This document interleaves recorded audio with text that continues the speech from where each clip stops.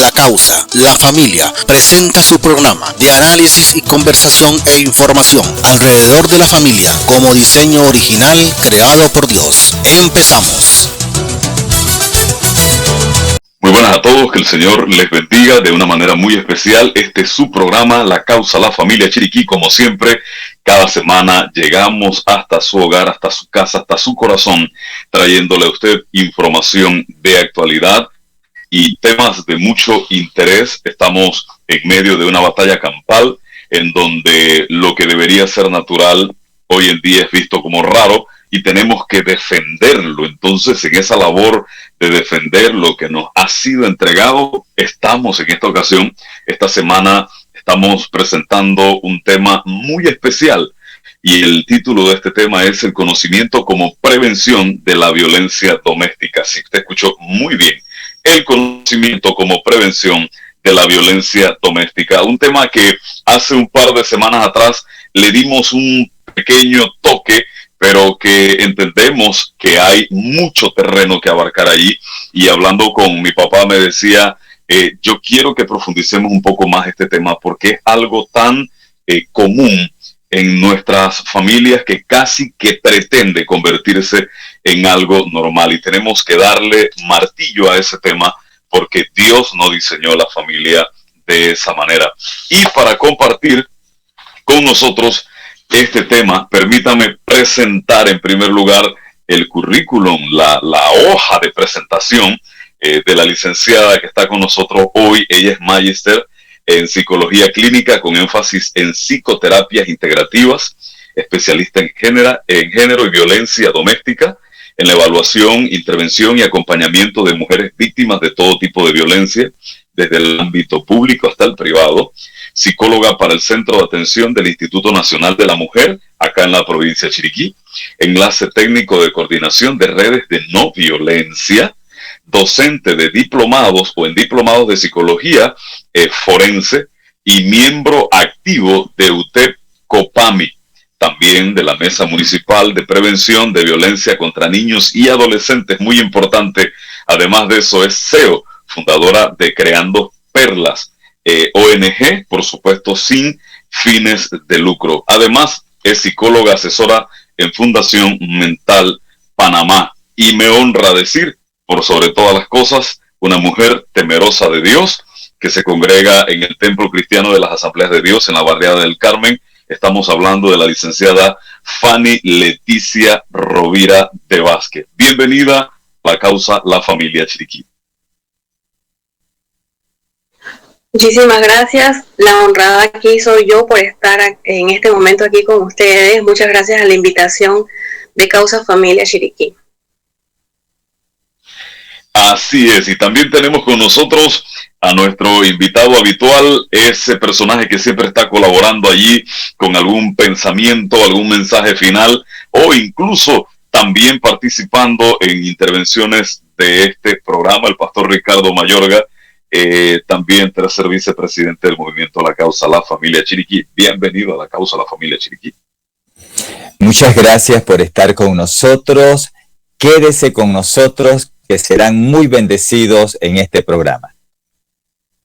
Así es, y antes de que entremos en materia, quiero agradecer como cada semana a nuestra creciente red de amigos que están allí siempre conectados, gente que está allí pendiente del programa, que siempre está reportando su sintonía, la gente que está siguiendo en las redes sociales. Por favor, no deje de hacerlo. Este es un trabajo de todos. Recordemos que la familia no solamente está dentro de la iglesia, aunque la familia tiene que ser defendida desde todos los ámbitos, la iglesia tiene una responsabilidad mayor. Sin embargo, la familia es la base de la sociedad, y como es la base de la sociedad, nosotros tenemos que defenderla. Y vamos entonces entrando en materia, porque tenemos mucho que abarcar en esta ocasión, en esta oportunidad, y el tiempo no nos espera. Así que vamos a arrancar ya con la licenciada Fanny Leticia, que está con nosotros acá. De verdad que es un privilegio porque de manera misteriosa siempre me está llegando información a mi teléfono y no sabía que era la licenciada, y ahora que nos estamos encontrando acá, maravilloso. Es una guerrera. Usted acaba de escuchar esa hoja de presentación. Estamos hablando de una mujer de mucho conocimiento, gracias al Señor. Licenciada, señales que nosotros podemos identificar en las relaciones de pareja y qué podemos hacer, en este caso, desde el noviazgo hasta la relación misma consumada de pareja.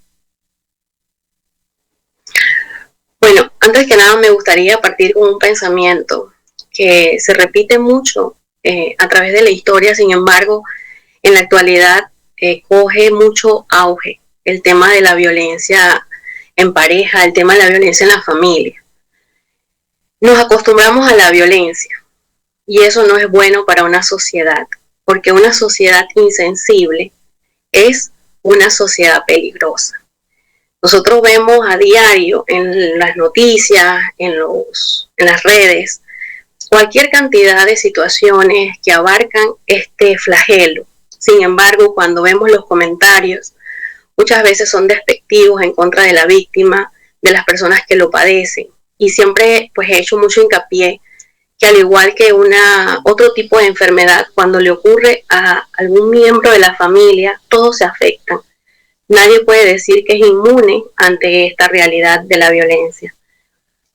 Son muchas las señales que podemos ver, igual como si fueran las señales de tránsito. Hay alertas y también hay dimensiones de esas señales. Por ejemplo, desde los colores que utilizamos para hacer la prevención.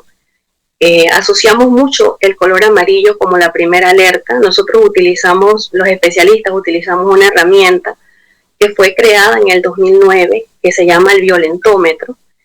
Esta herramienta, que viene a ser como una regla de medición, también como si fuera un termómetro, nos indica de menos a más cómo la violencia se incrementa. A veces las señales pueden ser muy sutiles, que pueden ser desde frases muy hirientes o apodos despectivos.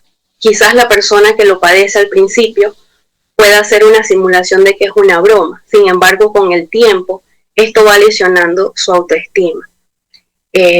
Lo podemos medir como amarillo, anaranjado y rojo, siendo la parte amarilla aquellas bromas hirientes, empujones, peñiscos, incluso el ignorar a una persona.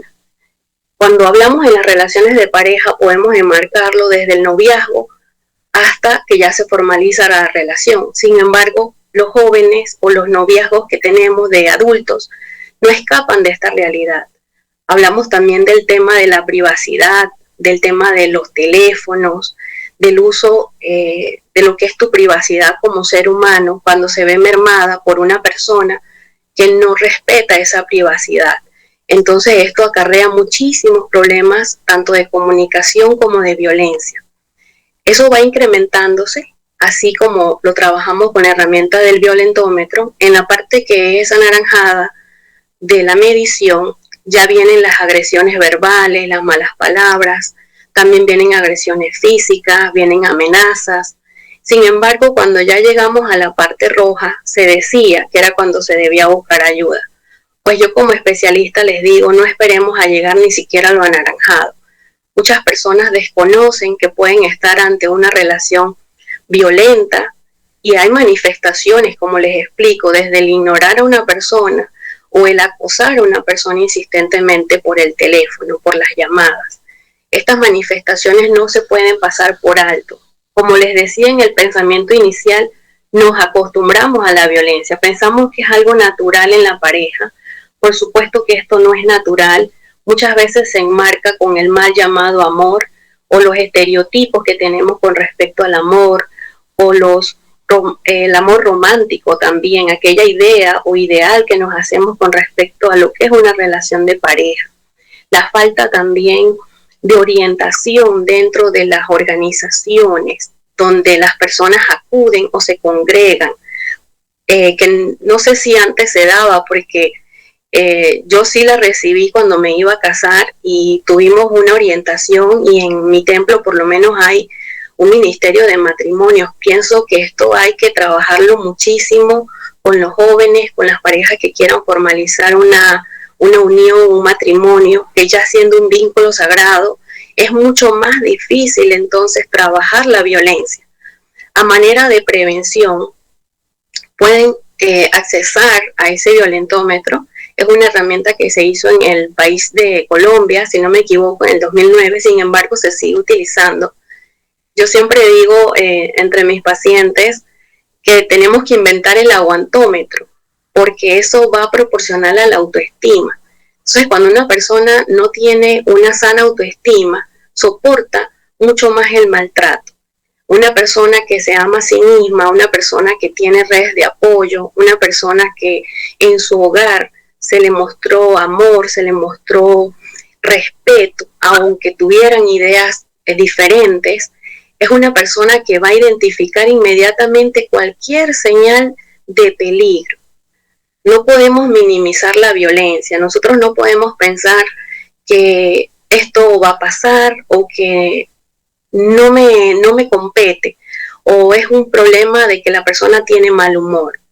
No necesariamente es así. Cuando nosotros vamos a adentrarnos en los perfiles, que ahorita vamos a hablar de eso, vamos a poder de alguna manera clasificar también y darnos cuenta que no necesariamente es que tuve un mal día, porque yo también tengo mal día y no quiere decir que voy a tratar mal a nadie. Eso no tiene nada que ver en el trato con otros seres humanos y no lo podemos naturalizar. No nos podemos acostumbrar a que somos así como somos los panameños, o que los panameños hablamos así porque esa es nuestra forma en que nos criaron o ese es nuestro entorno. Créanme que eso no es natural, como lo decía acá el compañero, no es la forma en la que Dios nos ha dado su modelo de familia, no es correcto, ni siquiera en la forma de hablar. También el ignorar a alguien se hace, incluso se dan nombres ahora muy anglosajones, anglicismos que les llaman, el ghostwriting, que es cuando la persona se desaparece y vuelve a aparecer después de 2 o 3 meses y no tiene ni siquiera ninguna culpa. Eso se da en las relaciones de pareja, en los noviazgos, también cuando la otra persona descalifica lo que usted te está diciendo o le hace sentir menos. Cualquiera no piensa que eso se enmarca dentro de la violencia, pero ahí hay un tipo de violencia psicológica que afecta mucho la autoestima del individuo y va mermando incluso la relación de ese individuo con otros seres humanos. Es así, y es tan increíble que incluso vemos, yo me salgo de allí porque yo no lo acepto, pero alguien me decía hace poco, Richard, lo que pasa es que usted no es el tipo promedio, usted no sabe porque usted no conoció lo que es vida. El hombre es así. Yo le dije, pues yo no lo acepto porque no me parece que sea correcto que su esposa esté en la casa creyendo que usted trabaja y usted anda por allá y cuando llega así con una de este tamaño a tragársela y viceversa, porque se dan muchas cosas hoy en día. Pero, licenciada, me parece muy interesante lo que usted nos está contando porque a veces se ignoran símbolos o señales de violencia y muchas veces se toma como una tontería. No se toma en cuenta porque se cree que es exageración. La otra persona, pues, con tal de atraparme, está exagerando para... Sin embargo, vemos a través del consejo que usted nos da que es importante prestar atención a todo esto. Ahora, entiendo que hay perfiles, tanto en la víctima como en el agresor. ¿Podría usted darnos un sondeo de más o menos esos perfiles en esos dos personajes, tanto en la víctima como en el agresor? Muy bien, vamos a iniciar clasificando al agresor de 2 formas. Lo clasificamos el agresor que se manifiesta de manera agresiva también en el entorno educativo, laboral, social, es decir, que él es agresor interno y externo. Este tipo de agresor muchas veces manifiesta violencia verbal, violencia física, acoso, hostigamiento, es una persona sin control de impulsos, es aquella persona que vemos que siempre está estresada, que no maneja bien las situaciones cotidianas, que vemos que agrede a veces sin justificación, porque jamás la agresión puede justificarse, pero hay momentos en que una persona siente que tiene la razón, ¿sí? no estoy justificando que sea violento, sino que la persona cree que es justificable. Por ejemplo, si siente que lo chocaron, que lo robaron, y entonces él se muestra agresivo por ninguna razón. O sea, no tiene que haber alguna razón. Es este agresor externo. Y el agresor interno, aquel que puede ser muy completo y respetuoso en la calle o respetuosa, porque aquí también quisiera ampliar el tema de que no solamente me puedo enfocar en el hombre. La violencia no discrimina género, ni tampoco discrimina dentro de la familia quien lo comete. Tanto hombres como mujeres pueden ser violentos o ser víctimas. También quiero incluir a los niños que son víctimas dentro de sus familias o a los adultos mayores. En este sentido, el agresor interno es mucho más difícil de demostrarle al mundo. ¿Por qué? O no tenemos pruebas, porque se hace en el ámbito dentro de la casa y su agresión puede ser directamente con uno de la familia o con todos. Entonces, este agresor interno, agresor interna, muchas veces se enmascara detrás de una imagen pública que no necesariamente es agresiva. Entonces, el perfil de la víctima en este sentido es casi el mismo que si fuera una persona externa, y explico. Una víctima muchas veces puede justificar que su maltrato con el agresor externo, pues lógicamente se da porque así mismo como es la persona fuera de la casa, también es dentro. Sin embargo, la víctima hace un esfuerzo mayor para enmascarar o justificar este mal comportamiento.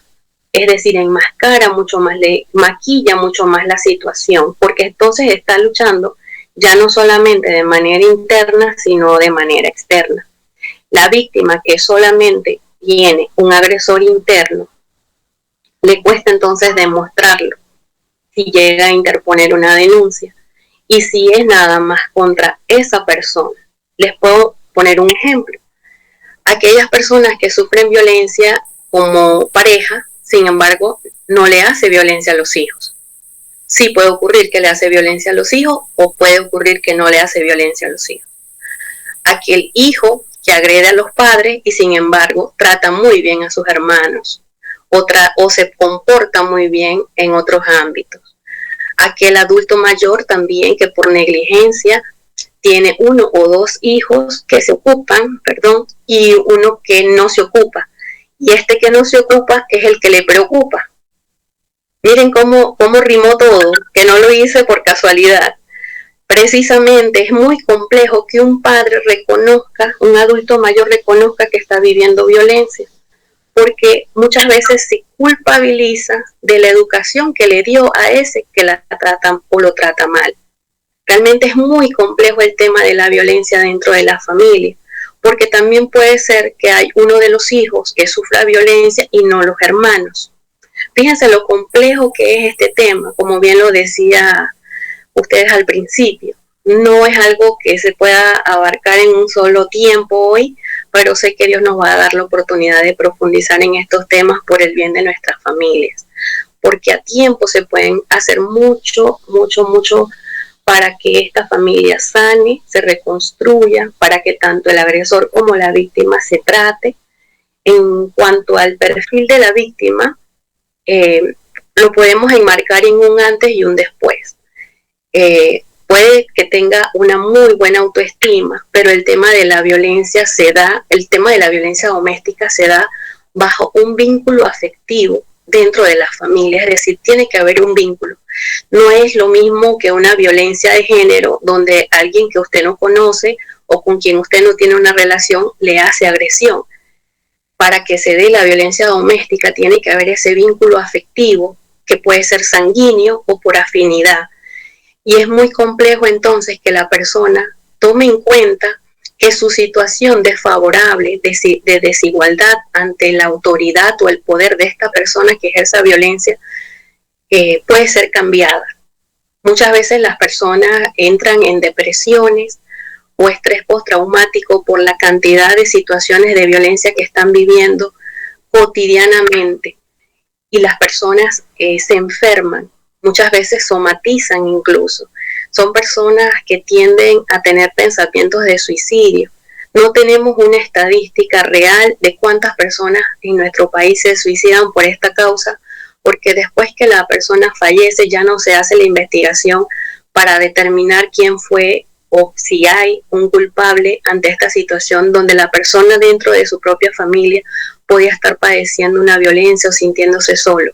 Esto no lo digo con ánimo de señalar para nada a aquellas familias que han pasado por una pérdida, sino para alertar también a tiempo cuando vemos que nuestros hijos o alguien de la familia se aísla. Porque una cosa también que tiene tanto el agresor como la víctima es que se aísla. Van a ver dentro de lo que son los cuadros de los perfiles, se van a ver algunas clasificaciones muy parecidas para las víctimas y el agresor. Van a tener situaciones de conducta, van a tener situaciones emocionales, van a tener situaciones interreaccionales, es decir, la interacción con otros, y estas situaciones las podemos enmarcar incluso en traumas que se van desarrollando, que pueden incluso acarrear algún tipo de trastorno mental, si esto no es tratado a tiempo, tanto en la víctima como en el agresor. Son situaciones bien graves. Cuando ya se entra a un sistema judicial, realmente muchas veces el trabajo de nosotros que trabajamos en estas áreas es muy desgastante, porque la víctima viene con muchas heridas y hay que hacer una reparación integral en el ámbito psicosocial y espiritual, en el ámbito psicológico, en el ámbito biológico y en el ámbito social y espiritual. Yo hago la analogía, gracias al Señor me dio una enseñanza y yo la aplico como psicóloga, psicoterapeuta y también como cristiana, como si el individuo fuera un edificio y está conformado por 4 columnas. Nosotros podemos clasificar el área biológica, todo lo que es la parte genética y médica del individuo, todo lo que se ve, todo su componente médico, ¿no? Todo su componente biológico. La parte psicológica que tiene que ver con el pensamiento, la parte social que tiene que ver con el entorno, la interacción con la sociedad, y la parte espiritual que viene a ser uno de los pilares del individuo, que muchas veces es el único que sostiene ese edificio. Como psicoterapeuta, muchas veces tenemos que tener ese cuidado para entrar a trabajar estas áreas. La persona se descompone en todas. Cuando les digo en todas, es tanto para la víctima como para el agresor. Puede que tenga algunas que están más afianzadas, pero sin embargo, si una persona tiene algún problema de ira o tiene algún problema de agresión o es víctima, no va a tener completas todas las áreas y alguna de ellas va a estar más fragmentada que otras. Y ahí vienen los síntomas que le decía. La persona comienza a aislarse, comienza a sufrir mucho en silencio, tiene que hacer mucho esfuerzo para salir cada día. Las personas que son víctimas se ven como usted, como yo, se pueden ver como el pastor. Son personas que realmente luchan cada día para verse bien y cuando se miran en silencio en su espejo, saben que no pueden seguir ocultando. Hay momentos en que las personas piden auxilio, piden socorro, sienten que ya no pueden más. Y esto lo podemos prevenir a tiempo. ¿Por qué? Porque nosotros como especialistas estamos a la espera de que muchas veces vayan a tiempo a buscar soluciones, a consultar cuando tienen una situación que no puedan manejar. En este último año, a raíz de la pandemia, la gente se ha dado cuenta de la importancia de la salud mental y de la parte espiritual. Eso es muy bueno para nosotros los que trabajamos en estas áreas. Sin embargo, siempre exhortar a las personas que a tiempo busquen ayuda, que no se queden calladas, que no se sientan solas, que no es la única persona que ha vivido esto y que gracias al Señor pueda salir adelante. Claro que sí. Mire, en términos chiricanos me permito decir qué jugoso tema. De verdad que sí, muy interesante. El pastor mayor está por ahí, alias mi padre, más conocido como mi padre, y él se ha quedado con una inquietud y quiere manifestar la obra. Ok, gracias, hijo. Muchas gracias, estimada licenciada, por bendecirnos en nuestro programa La Causa de la Familia y bendecir a muchas familias chiricana y panameña. Creo que tenemos una oportunidad de oro, estimados radioyentes, de prestar mucha atención a todos estos consejos que estamos recibiendo por parte de la licenciada, que en efecto serán de mucha bendición para la estabilidad de nuestra familia. Licenciada, hace un momentito usted habló en cuanto a ese sistema del violentómetro, de las luces, los colores, habló del color rojo y dijo que no debemos esperar que llegar a ese color rojo. Hay que buscar ayuda, y ahorita acaba usted de hacer su ponencia nuevamente hablando de lo mismo, de la necesidad de buscar ayuda. Entonces, frente a las situaciones que se dan, digamos, un poco alarmantes, de muchos hogares que de momento se acabaron, se destruyeron, cada uno agarró por su camino. Es cierto, sí, que hay un dicho que dice que los trapos sucios se lavan en casa. Y, o sea, refiriéndonos a buscar la manera de allá en lo privado, entre la pareja, darle solución a los problemas que se dan. Pero que cuando no los podemos solucionar en casa, pero tampoco hacemos algo por buscar ese consejo, esa asesoría, en personas que nos puedan ayudar. ¿Puede usted profundizarnos un poquito más sobre la necesidad que hay en que la pareja sienta esa confianza de poder compartir sus situaciones, pero también con qué clase de personas debiera ser que debe compartirlo? ¿Pudiera usted hablarnos más sobre ese punto? Sí, bueno, volviendo a la analogía que les hablaba del edificio, yo le hago la enseñanza a mis pacientes y le hago la analogía de que quienes entran a un edificio en llamas o un edificio que esté derrumbado después de un sismo, de un terremoto, ¿quiénes pueden entrar? Especialistas, bomberos, personas de SINAPRO. Eso es lo que me contestan. Sí, está bien, porque tienen un conocimiento, y el conocimiento también es nuestro aliado. Por eso nuestro título de este tema se llama El conocimiento como aliado para la prevención. Pero el conocimiento específico del tema de la violencia doméstica o de la violencia de género va de la mano también de las herramientas a las que nosotros trabajamos y hacemos énfasis cuando trabajamos en esto.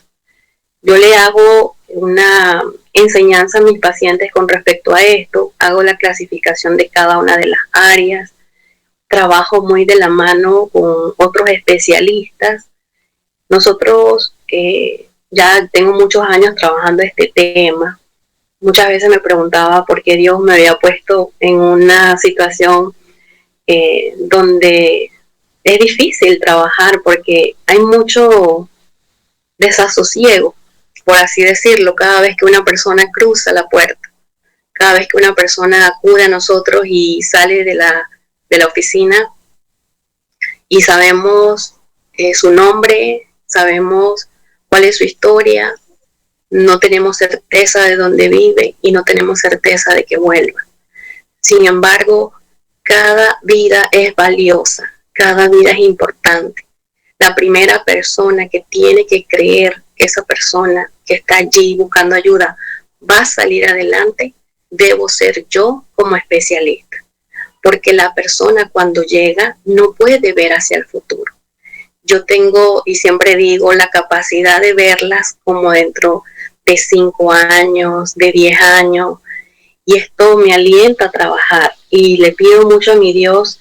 Hasta aquí no he perdido ninguna de mis pacientes en una estadística fatal, y siempre he mantenido el contacto con todas las personas que atiendo. Algunas pierden el teléfono, otras personas que me contactan por los grupos de autoayuda o cursos que tenemos con otras instituciones.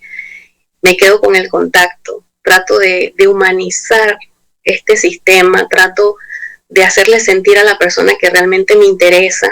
Hace muchos años escribo cada lunes a todos mis contactos, así que por ahí viene el tema de que ¿Acá su hijo recibe mis mensajes? Porque en algún momento tuve el teléfono de alguien que tenía ese número. Así que tratar de mantener ese lazo, que la persona sienta amor, que la persona no se sienta sola y que yo le pueda transmitir lo que yo veo, que va a salir adelante, que sí hay esperanza, porque la persona llega sin esperanza muchas veces. Y que cuando se hace a tiempo, cuando la pareja realmente va a tiempo a buscar ayuda, créanme que es muy satisfactorio ver familias reconstruidas. Yo creo en el amor de la familia, creo mucho en que Dios cuando está dentro de una relación puede sanar todo. Sin embargo, cuando realmente disponemos nuestro corazón a Dios, porque también se utiliza, como yo le comentaba, Pastor Ricardo, yo tengo mucha experiencia y a veces se utiliza incluso algunas ideologías religiosas para coaccionar a la persona. Y nosotros sabemos que Dios es un Dios de amor, que Dios es un Dios de orden, que Dios es un Dios de misericordia y no permite la violencia. Él no está de acuerdo con la violencia, no está de acuerdo con el maltrato. Me gusta mucho de manera especial cómo se habla de la mujer como un vaso frágil o cómo se intenta también aconsejar a los jóvenes a través de la palabra cuando habla de la esposa ideal, de la esposa negada, de la cónyuge idónea y todas estas cosas que hemos ido perdiendo, que ya no le hablamos a los jóvenes. Hay muchas relaciones que incluso para los psicólogos, conversaba con una psicóloga hace unos días, una palabra que ha mermado mucho el tema de las relaciones de pareja es la palabra de la que ustedes tal vez la han escuchado, de la tóxica. Cuando la mujer reclama, cuando la mujer juzga o busca alguna explicación, y esto habla muchas veces en detrimento de una de las personas que está dentro de la relación, que pueda estarse sintiendo maltratada o tal vez no se sienta valorada. Entonces la repetición muchas veces de las cosas que se dicen o cómo se dicen hace entonces en el joven, en el adolescente, una naturalización de esto.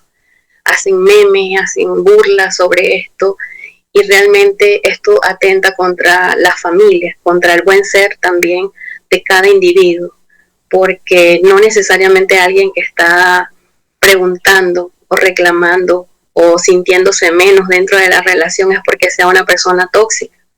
Tóxico es un veneno, tóxico es un mineral, pero los seres humanos no. Dios a todos nos redime con su sangre. Nosotros no tenemos por qué sentirnos que si en algún momento buscamos ayuda o queremos que nuestra pareja busque ayuda es porque somos tóxicos, porque yo también creo eso, que se utiliza a manera de manipulación el tema de la toxicidad dentro de la relación. Sí hay relaciones que no son sanas, pero si se busca ayuda a tiempo y en el tema de la negociación, en el tema de la mediación, en el tema del conflicto, todo eso se aprende, porque también es el tema de la comunicación o cómo se da el mensaje. Y se repite el tema de las creencias, ¿no? Porque a mí me criaron así y yo creo de esta manera. Se forman los estereotipos y los roles y todas estas cosas que muchas veces atentan contra la igualdad dentro del matrimonio. Una igualdad basada en derechos humanos, pero que no atenta tampoco contra el orden de Dios, porque qué lindo es someterse a Dios y que Él sea, como dice la palabra, en ese orden. El hombre, cabeza del hogar, y la mujer que es cristiana se somete a su esposo, que tiene a Dios y a Jesús por centro. No veo nada que merme contra mi identidad como esposa, como mujer, este orden. Entonces, fíjense, hay muchas enseñanzas con las que tenemos que lidiar y trabajar. Cuando se habla del tema de la igualdad, no es estar uno sobre el otro o uno por encima del otro. Y muchas veces cuando se comenzaron estas batallas del tema de la igualdad, era por el tema salarial o el tema de los trabajos, y se ha tergiversado totalmente el mensaje. Wow, qué bueno.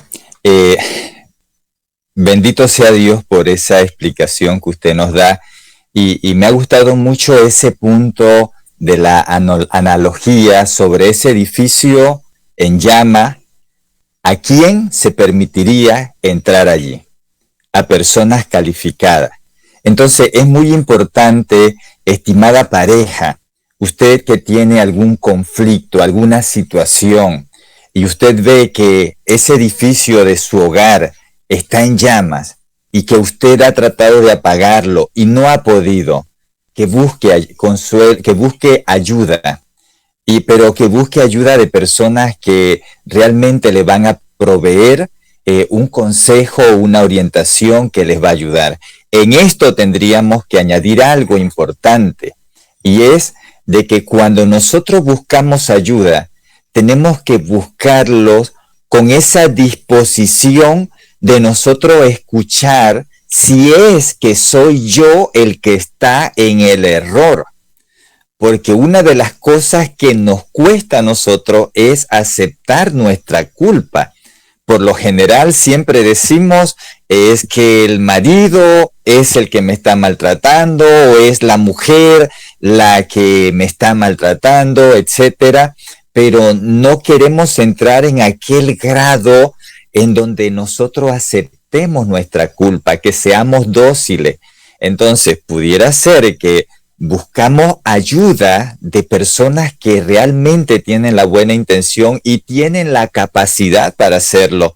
Pero si no estamos dispuestos nosotros a escuchar, a entender y a razonar, entonces poco es lo que podríamos hacer.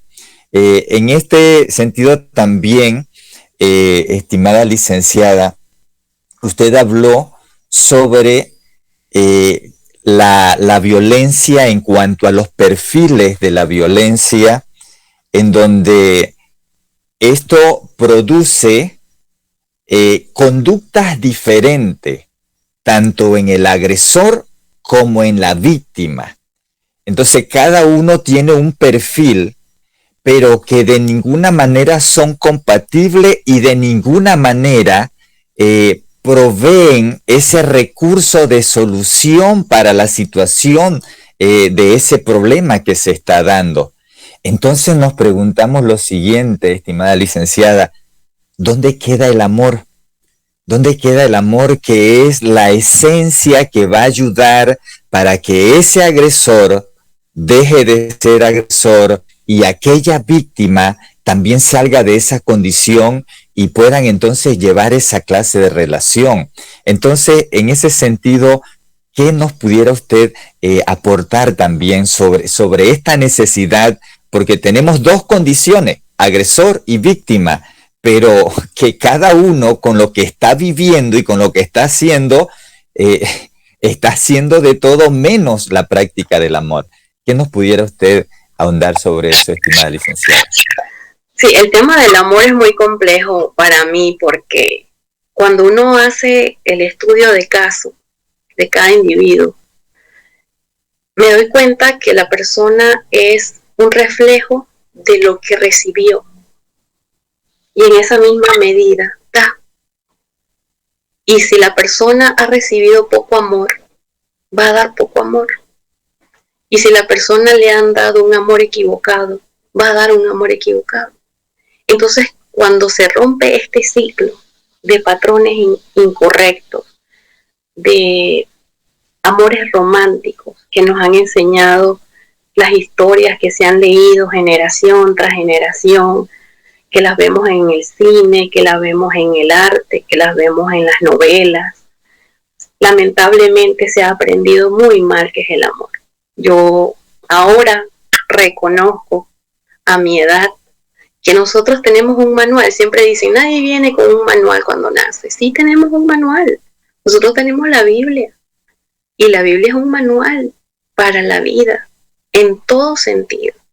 Y allí está cuál es el modelo de amor, cuál es ese modelo de amor. Muchas veces mal interpretado también, con el tema de que el amor todo lo soporta, de que todo lo aguanta, pero se refiere a las situaciones de enfermedad, a las situaciones de escasez, a las situaciones también de no perdonar, pero no habla del maltrato.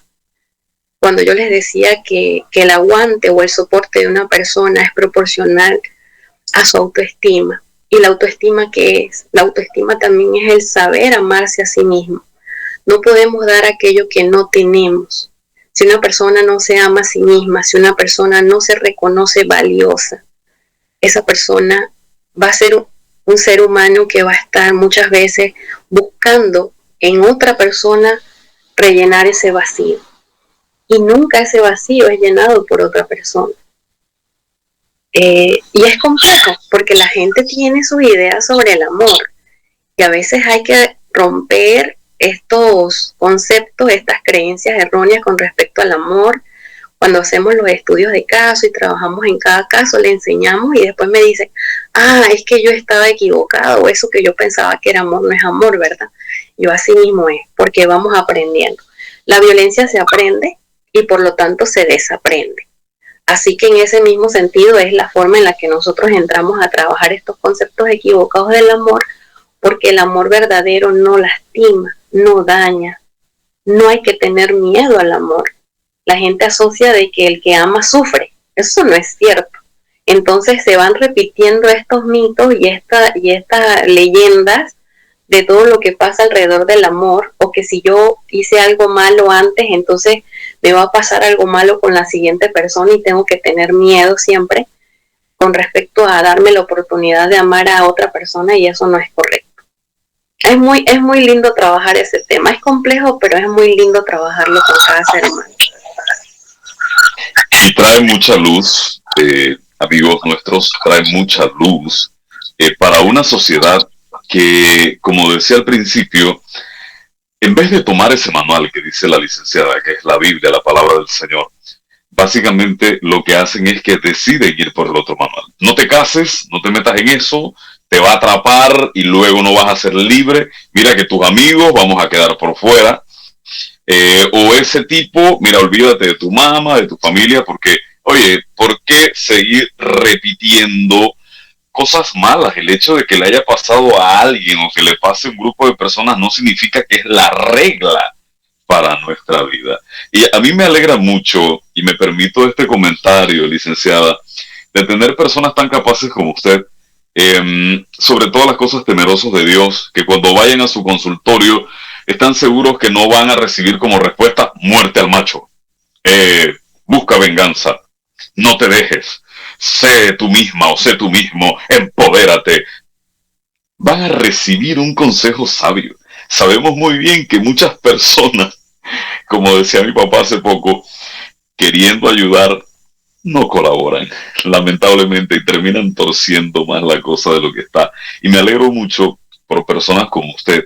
Y yo creo que pueden, ya que usted es una persona muy dedicada a esta labor, pueden contactarse con usted. Y abrimos el espacio, el paréntesis, para que si alguien tiene alguna situación y escuchando este programa dice, cónchale, sí puedo buscar ayuda. Es mentira que si voy y digo lo que me está pasando, este loco va a acabar conmigo, esta loca va a acabar conmigo. Es mentira. Si busco ayuda ahora, a lo mejor que lo salvo o la salvo, o a mis hermanos, o qué sé yo. En muchas áreas se da la violencia. Pero, licenciada, ciclos de violencia.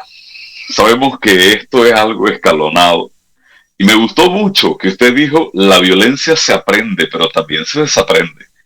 Dios ha hecho seres humanos que en cierta medida la palabra del Señor nos habla que tenemos que irnos moldeando de acuerdo a la imagen del que nos creó. Entonces yo no creo en la idea del personaje violento por naturaleza. Yo creo que se aprende la violencia, pero conozcamos esos ciclos de violencia para ver si logramos, Dios mediante, que muchos desaprendan esa violencia. Sí, este ciclo de violencia lo establece una psicóloga, Leonore Walker, estadounidense. Se clasifica en 3 fases: la fase de tensión o acumulación de la tensión, la fase de explosión violenta y la fase de la luna de miel o reconciliación. Estos 3 ciclos no necesariamente tienen un tiempo entre el uno y el otro. A medida que se incrementa la violencia, estos ciclos se acortan uno entre el otro. Muchas veces pueden pasar años. En la parte de la primera fase de la acumulación de tensión está latente que algo va a suceder. La persona no tiene calma porque, como es un ciclo, sabe que lo que va a venir es una explosión de la agresión, que puede ser verbal o física, o amenazas de muerte, o golpes o ya con un arma.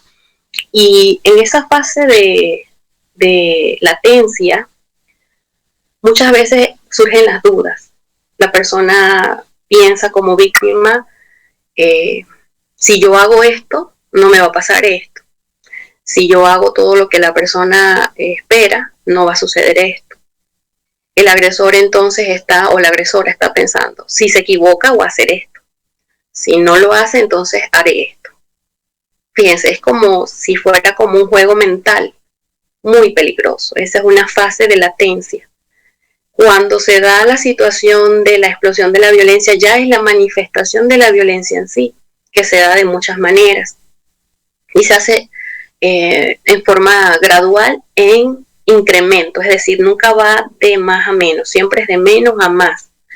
Por eso es que es muy peligroso la violencia para mí, porque lo que puede haber comenzado como una frase hiriente, mañana se convierte en una bofetada, o en el tirarte un teléfono o romperte una cédula, o sustraerte tus documentos, o amenazarte con un arma, o dispararte, o acuchillarte.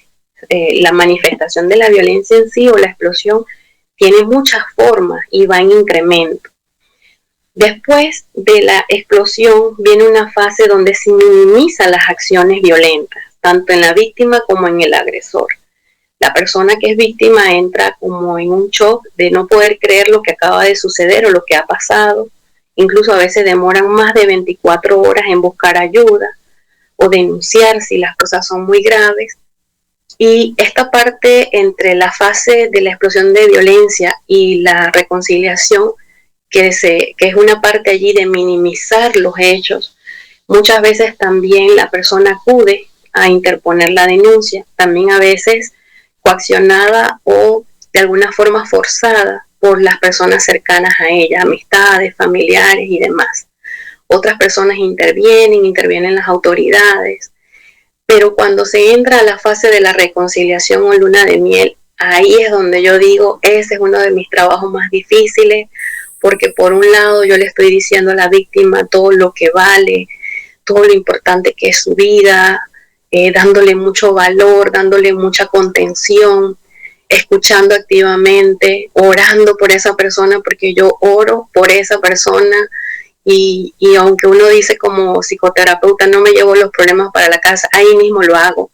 No me lo voy a llevar para la casa, pero ahí mismo se lo presento, a veces hasta mientras la persona me está hablando, porque es un grado de dificultad para el especialista, porque mientras yo estoy haciendo esto por un lado, la persona que es agresora está por el otro lado tratando de convencer de que todo vuelva como estaba antes. Perdóname, no lo vuelvo a hacer, dame otra oportunidad, vienen los regalos, vienen las promesas, viene el idealismo del amor mal sano, muchas veces porque sabemos que eso no es amar, vamos a buscar ayuda, entonces se manipula a la víctima de desenfoque. Muchas veces las personas desisten, hay muchos niños que nacen en esta etapa. Realmente todo niño es una bendición, pero cuando viene después de una violencia, muchas veces lo que va a acontecer es que como el ciclo se sigue repitiendo, la violencia va a ir en aumento y muchas veces esos son niños que entran luego en otros procesos de familia. Entonces el ciclo de la violencia fue enmarcado ya en las relaciones de pareja. Nuevamente se repite el ciclo y cuando avanza más en los años las situaciones de violencia, muchas veces se suprime esta etapa de reconciliación o luna de miel, es decir, quedan nada más los dos primeros ciclos, latencia y la explosión y latencia. Y así sucesivamente, ya no se interesa el agresor porque se siente seguro de la víctima, ya no tiene que convencerla, ya se dio cuenta que pueden pasar muchas cosas y no va a denunciar. Y entonces es muy peligroso. La parte de la reconciliación o luna de miel es una de las partes más peligrosas para nosotros como especialistas porque muchas veces no volvemos a ver a la víctima hasta muchos años después cuando se dan otras situaciones más graves. O sea, es una cuestión verdaderamente peligrosa y me llama la atención eso que dice de que muchas veces no volvemos a ver a la víctima hasta cuando ya se da una situación grave. Yo creo que Como se ha repetido muy por ahí, especialmente en estos días que vivimos, la mejor medicina es la prevención. Y nosotros no podemos esperar a una gravedad para ir a buscar esa ayuda que tanto necesitamos. Creo que vale la pena que usted, como muchas personas hoy, escuchando este programa, puedan entender que hay personas capacitadas y listos para ayudarle, para extenderle esa mano amiga, que no se trata de gente interesada en conocer sus problemas porque tienen tanto tiempo libre que se van a dar la tarea de escuchar y luego se burlan. No, gente interesada verdaderamente que usted salga adelante de ese problema. Licenciada, nos quedan unos minutos, pero yo quisiera, si es posible, que usted pueda ceder, no sé, la ubicación de su oficina donde le puedan contactar, para que si hay alguien que está pasando por esta situación que sabemos que es un tema bastante común hoy en día, pueda consultar y pueda recibir esa ayuda que tanto necesita. Muy bien, yo estoy de lunes a viernes, una vez a la semana, porque también trabajo en otro lugar que es también de la misma institución, pero ya directamente con víctimas refugiadas por casos de violencia bien grave. Pero en la semana yo estoy de lunes a viernes en el Instituto Nacional de la Mujer, en el 774-7093. Este instituto queda ubicado en el Palacio de Justicia, que es un edificio del órgano judicial, está diagonal a la biblioteca pública, está muy céntrico. Nosotros también tenemos mucha seguridad ahí para nosotros como funcionarios, porque muchas veces la gente piensa o malinterpreta que nuestro enfoque va a ser en contra de la familia y no a favor de la vida. Realmente nuestro enfoque es a favor de la vida y de la seguridad e integridad de las mujeres y adolescentes y niñas que puedan estar viviendo esta situación. Sin embargo, también tengo muchos casos conocidos y que he podido atender de hombres que son víctimas de violencia. Como les explicaba, nadie escapa de estos cuadros. Muchas veces la gente me contacta, hasta hombres, y me dicen que los atienda y yo les explico. Me dicen, ¿por qué no se puede atender a los hombres allí? Yo les explico que lamentablemente es por las estadísticas tan alarmantes que tenemos por año, donde son más las mujeres que acuden a buscar ayuda. No es que los hombres no vivan la violencia, pero los hombres muchas veces tienen una situación que pasa, también se me pasó por alto, es que son muchas cosas con respecto al perfil. Como no tiene un buen manejo de sus emociones, siente que si busca ayuda es débil, entonces le resta como autoridad o poder a su masculinidad. Entonces esto es un problema que tienen nuestros hombres panameños, sobre todo, porque conozco hombres de otros, no tienen tanto problema para ir al psicólogo. Nuestros hombres panameños sí tienen mucho prejuicio para ir a psicólogos. Entonces, igual les puedo facilitar mi número de WhatsApp. Yo en algún momento contestaré, ya ustedes saben, me conocen. A veces no puedo contestar los mensajes en el momento, estoy atendiendo, pero apenas yo lea el mensaje, créanme que les ubicaré con alguien que los ayude o los refiero. Tanto el MINSA como la Caja de Seguro Social también tienen muy buenos especialistas para trabajar con víctimas, desde niños, adolescentes, adultos mayores, hombres, mujeres. Así que no dejen de asistir a estos lugares a buscar ayuda a tiempo. A veces son cosas que puedan parecer insignificantes, pero créanme que si buscan la ayuda a tiempo, evitamos muchísimo dolor dentro de la familia. Mi celular es solo de WhatsApp, el 6485-2007. Muchas gracias, licenciada. Muchas gracias por su buena disposición. Pastor Mayorga, palabras finales. Ok, bien. Muchas gracias, licenciada, por todo este aporte que usted ha hecho en bien de muchas familias. Y pudiéramos entonces solamente decir brevemente, estimada familia, dense cuenta del gran valor que ustedes tienen. Nosotros como familia valemos mucho. Póngase a mirar a su esposa, a su esposo, a sus hijos y póngase a ver que ahí está la razón de ser de todo. La verdadera felicidad la podemos encontrar solamente en nuestra familia, donde allí tenemos los verdaderos amigos. Mi verdadero amigo es mi esposa, mis verdaderos amigos son mis hijos, de los cuales puedo confiadamente, ciegamente confiar, valga la redundancia. Pero, como dice el tema de este programa, el conocimiento es la mejor medicina para nosotros prevenir esa violencia doméstica que busca distorsionar toda esta buena relación. Entonces, con la ayuda del Señor, vamos a seguir en otro capítulo con este mismo tema, porque aquí hay mucho por delante. Que el Rey les bendiga a todos. Muchas gracias por estar con nosotros.